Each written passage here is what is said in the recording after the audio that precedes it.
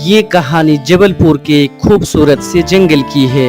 एक दिन टूनी चिड़िया अपने दोनों बच्चों से कहती है, तुम दोनों को ये आश्चर्य होगा कि तुम दोनों का जन्मदिन एक ही दिन कैसे होता होगा। खैर जो भी हो, कल हम लोग तुम दोनों का जन्मदिन मनाएंगे और तुम्हारे जन्मदिन पर हम इस जंगल के सभी पक्षियों को आमंत्रित करेंगे और एक बड़ा सा केक काटेंगे और एक बड़ा सा केक खरीद कर तुम दोनों का जन्मदिन एक ही साथ मनाएंगे। क्या बात है मम्मा, तब तो जंगल की सारी पक्षियाँ कल हमारे घर आएंगे। तब तो मैं बहुत एंजॉय करूँगा। अहू, कल हम लोगों का जन्मदिन है। सुनो बच्चों, तुम लोग घर पर ही रहो, मैं बाजार जा रही हूँ और तुम दोनों के लिए जन्मदिन के लिए केक खरीद कर लाती हूँ और सभी पक्षियों को आमंत्रित पत्र भेजना होगा। ठीक है मम्मी, आप जाइए और केक खरीद कर लाइए।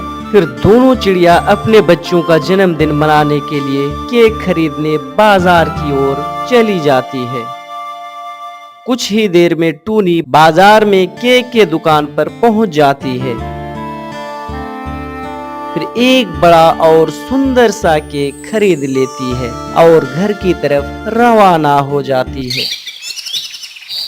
जब टूनी केक लेकर जंगल से होकर घर वापस आ रही थी, तब टूनी देखती है कि एक पेड़ पर कालू कौवा और कबूतर बैठे बैठे आपस में बात कर रहा है।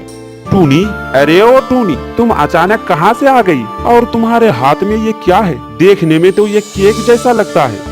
अरे कालू भैया, दरअसल बात यह है कि कल मेरे दोनों बच्चों का जन्मदिन है, इसलिए बाजार से केक खरीद कर लाई हूँ। ओहो, तो ये बात है। तब तो तुम मुझे आमंत्रित करोगी ना टूनी? हाँ कालू भैया, बिल्कुल आमंत्रित करूँगी। शायद तुम सोच रही हो कि मैं पहले जैसा अब भी दुष्ट हूँ, है ना टूनी? इसलिए तुम मुझे आमंत्रित नहीं करना चाहती हो। अरे कालू भैया, असल में मैं ये नहीं बोल रही थी, जंगल के सभी पक्षियों को आमंत्रित करना चाहती हूँ। मैं तुम्हें दावत देने के लिए तुम्हारे घर जाती। तो यहाँ क्या परेशानी है टूनी? यहाँ दावत दे दो मुझे।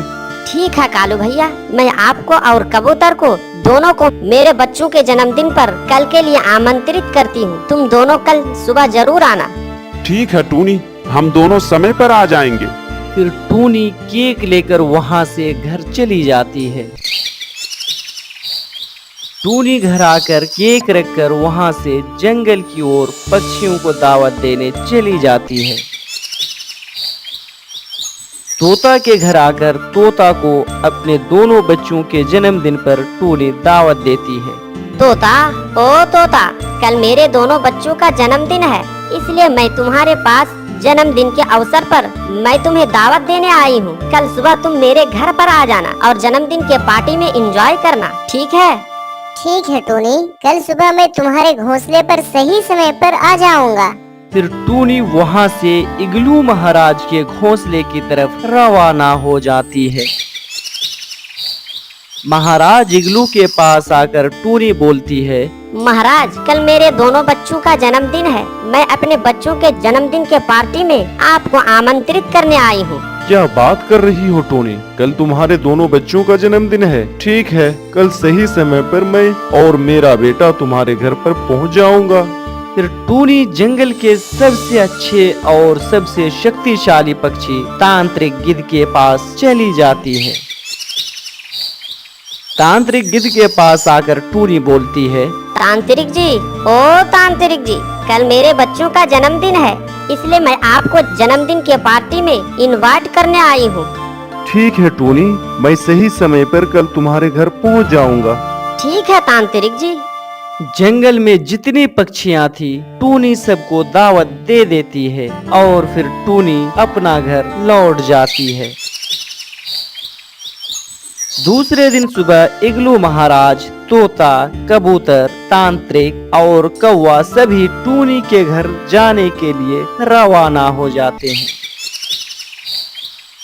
कुछ ही देर में सभी पक्षियां टूनी के घोंसले में आ जाते हैं। फिर टूनी के दोनों बच्चे मोमबत्ती बुझा देता है।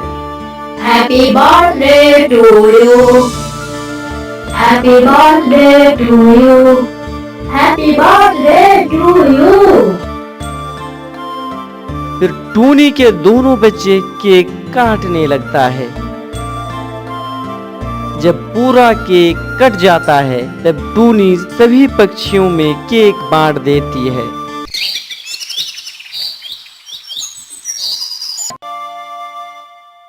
और सभी पक्षियां केक खाने लगते हैं। फिर सभी पक्षियां दोनों बच्चों को एक एक करके गिफ्ट देकर अपना अपना घर जाने की तैयारी में लग जाते हैं।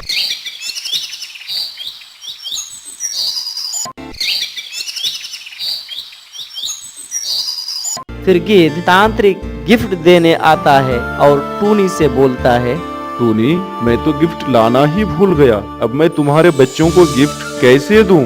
कोई बात नहीं तांत्रिक जी, जब आपका मन होगा तो गिफ्ट दे दीजिएगा, नहीं तो नहीं दीजिएगा, कोई दिक्कत की बात नहीं। हो टूनी, मैं तो तुम्हारे साथ मजाक कर रहा था। तुम्हें तो पता ही है टूनी, मैं एक जादूगर तांत्रिक हूँ। तो बताओ तुम क्या चाहती हो? तुम जो मांगोगी मैं तुम्हें वही दूंगा। नहीं तांत्रिक जी, मुझे कुछ नहीं चाहिए। आपको जो अच्छा लगे मेरे बच्चों को दे सकते हैं, ताकि मेरे बच्चे खुश हो जाए। मुझे कुछ नहीं चाहिए। हो टूनी, तुम बहुत अच्छी हो। तुम्हारे दोनों बच्चों के लिए मेरे पास स्पेशल गिफ्ट है। फिर गिद्ध अपने जादुई शक्ति से टूनी के बच्चों को एक जादुई चॉकलेट का पेड़ देता है। टूनी, ये जादुई चॉकलेट का पेड़ है। इस पेड़ में अनेक चॉकलेट फलेंगे। अगर इस पेड़ को आज अपने खेत में रोप दोगे तो कल ही इस पेड़ पर ढेर सारा चॉकलेट फल जाएगा। क्या बात कर रहे हैं तांत्रिक जी, ये चॉकलेट का पेड़ है, और अगर आज मैं इस पेड़ को अपने खेत में रोप दूंगी तो कल ही बड़ा होकर इसमें चॉकलेट लग जाएगा। हाँ टूनी, मैंने सोचा अभी तुम्हारे बच्चे बहुत छोटे हैं, इसीलिए गिफ्ट के रूप में मैंने इन्हें जादुई चॉकलेट का पेड़ दिया। अब तुम्हारे बच्चे जब चाहे चॉकलेट खा सकता है। टूनी और तांत्रिक की ये सारी बातें वहीं पर मौजूद दुष्ट कौवा सुन लेता है और फिर बोलता है, तांत्रिक जी, आप ये कैसी बातें कर रहे हैं? पेड़ में चॉकलेट थोड़ी ना होने वाला है। ये दुष्ट कौवा, ये एक जादुई चॉकलेट का पेड़ है। मैं एक जादुई तांत्रिक हूँ और इस पेड़ में चॉकलेट होगा। ये बेकार की बातें छोड़िए, चॉकलेट का भी भला पेड़ होता है क्या? मजा आ गया आपकी बातें सुनकर। ये लो टूनी, तुम्हारे बच्चों का जन्मदिन का गिफ्ट। ये कहकर दुष्ट कौवा टूनी को एक गिफ्ट दे देता है। फिर वहाँ से तांत्रिक गिद्ध और दुष्ट कौवा चला जाता है। इधर टूनी और उसके बच्चे खेत में आकर जादुई पेड़ को रोप देता है। फिर टूनी और उसके बच्चे घर चले जाते हैं। दूसरे दिन सुबह टूनी और उसके बच्चे अपने खेत आते हैं। जब वो खेत आते हैं तो देखते हैं कि तांत्रिक का दिया हुआ पेड़ बहुत बड़ा हो गया है और उसमें ढेर सारा चॉकलेट भी फल गया है।